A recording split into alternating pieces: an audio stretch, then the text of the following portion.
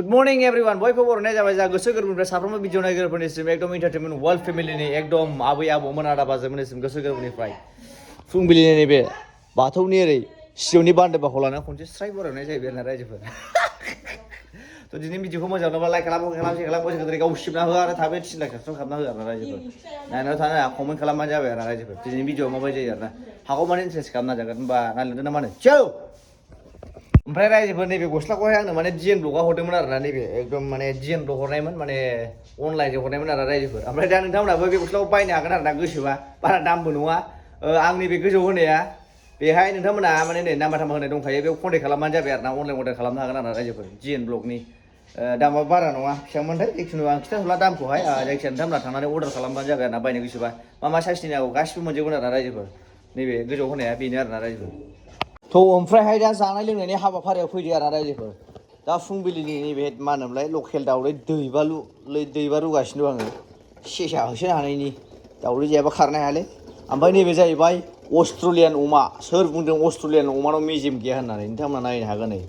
Australian अमाखौ फायखारिफ्रा मा होनो मेजेम गैया रावबो बाया जाहैदों थांबाय आं बाजाराव सेलायगासिनो मिथिया अमाखौ आं डेन्जार अमा बियो मेजेमाबो ज्लाव ज्लाव अयथासार गोथावसो आरोना रायजोफोर अस्ट्रेलियान अमायाहाय आरो ओरै टमेट' दं ओमफ्राय ओरै पनिर थाबाय पियास काटिं थाबाय ओमफ्राय ओरै आंनि दाउदै हाफ बयल आरोना रायजोफोर जानोसैलाय मलनो दिनै न'आव रावबो थानाय जानाय नङा आरोना माने गासिबो आलासि जाहैजोबगोन जोंना अनलि मी हारसिं जाखावजोबगोन ओमफ्राय मावजि सैमाफोर थाबाय आरोना आंजों ओमफ्राय दा ओरैजाय जोंना बिमायाहाय माने गोरान खामनाय सोनो नागासिनो दं आरोना रायजोफोर गोरान खामनाय आलासि जानायाव लोंहैगोन आरोना गोरान खामनाय माने रयेल स्टिक बथलफ्राव गोरान खामनायसो थायो आरोना रायजोफोर जोंना फाग्लासो दंलाय मारै 6 मासनि जौ फिनाय ए भिडिअनि गेजेरजों खोन्थाहरलाय सोरबाफोर जौ बायो नामा जोंनि आइनाव जौ दं होनलाय माबानि खय बोसोरनि जौआलाय 6 मासनि बथलसेयाव बेसेबां होनदों बथलसेयाव 300नो आइया जौ फाननो नागिरदों सोरबाफोर नांगौबा आंनाव कन्टेक्ट खालामनानै लाफैबाय नोंहालाय नोंहा जौ सङा आं हाजोआव फाननो नागिरदों जौ फिनायखौ ए बायग्राफ्राथ' जोबखायाब्रा बाब हाबजेन दरखौनो थागोन आङो नोंनाव जौ बाया जायो मानसिफ्रा बाब आंनि हिन्जावनावनो हाब बाजै जौआ हरदो होनलायलायनाय नङा रायजोफोर आरो नोंथांमोना जाय मिथिदोंना मिथियाखै जिखुनु 12-13 देग्लाय साननैल' आरोना रायजोफोर 13आवनो देग्लाय हाजो गाखोनाया 14आव नङा आरोना 13 एप्रिलावनो गाखोनांगौ देग्लायहाय थांनाय बोसोरावथ' नों 14फ्राव गाखोयोमोन नालाय देग्लाय 13आवनो आरोना रायजोफोर ओंखायनो साफ्रोमखौबो 13आव फैनानै बावखुंग्रि हाजोआव लैहोर फैनानै गाखोफैनानै गै खावलायहरनाय जाहैबाय आरोना रायजोफोर बाथ'आ जे गावखौ मोनामनाय मोनबाय हारसिं दुगैयो आरोना रायजोफोर मालाय नै जा मोजां दैयाव दुगैगासिनो दं हाबसोमसैलाय नै आयु सिखोनदो दुगैदो मालाय सेबुआ जा दुगैदो ना दे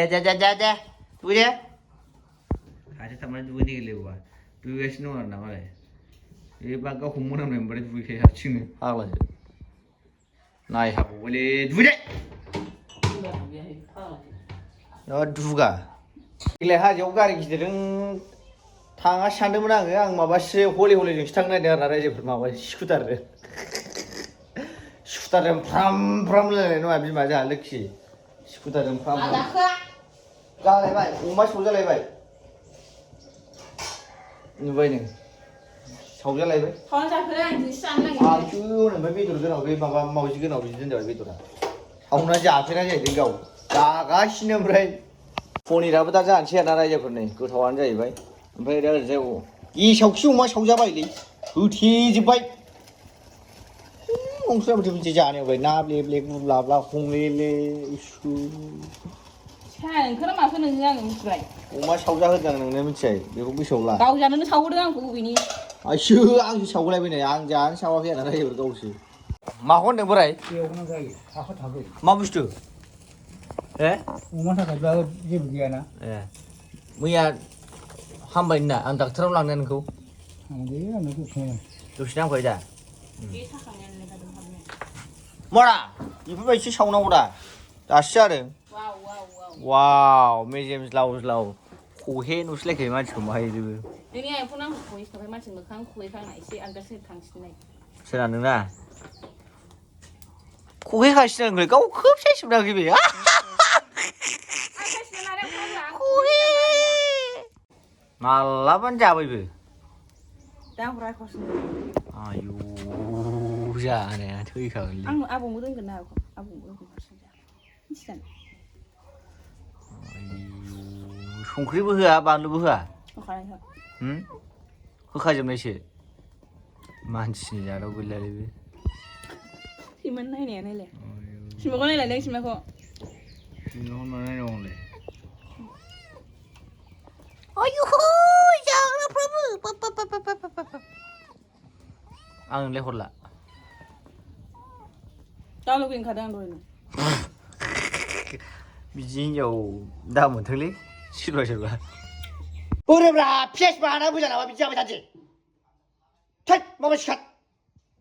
साइसखौनो माबा बिरनो फैगोनसो मोनखालायबाय आं ओरैनो बेदरबाथाय खोनायखाय बेहा आं दहाय नुखाबावदोंसो मानसिया बेदर लाबोनायखौ फैखागोनबो बे दा हाथ फाग्लाखा ओरैनो खोनाबाय बिरनो फैगोनब्रा बे दा नायल' बेदर लाबोनायखौ नुखादों नालाय मानसिया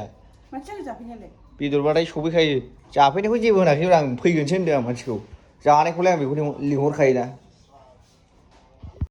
अर्डारा अस्ट्रेलियान अमाखौ एवबाय आरो नांबाय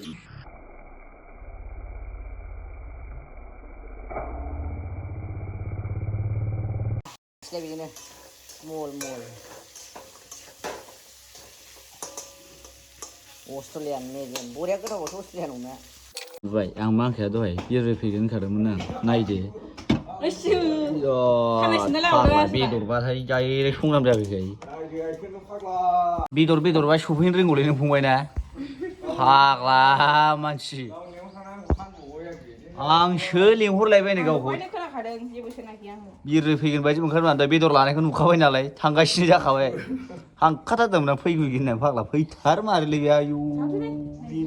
सिलाय गोबाल जादों दिनै हराव हांगोमोर जाना हरसे उन्दुनो हायाखै होनदों नामा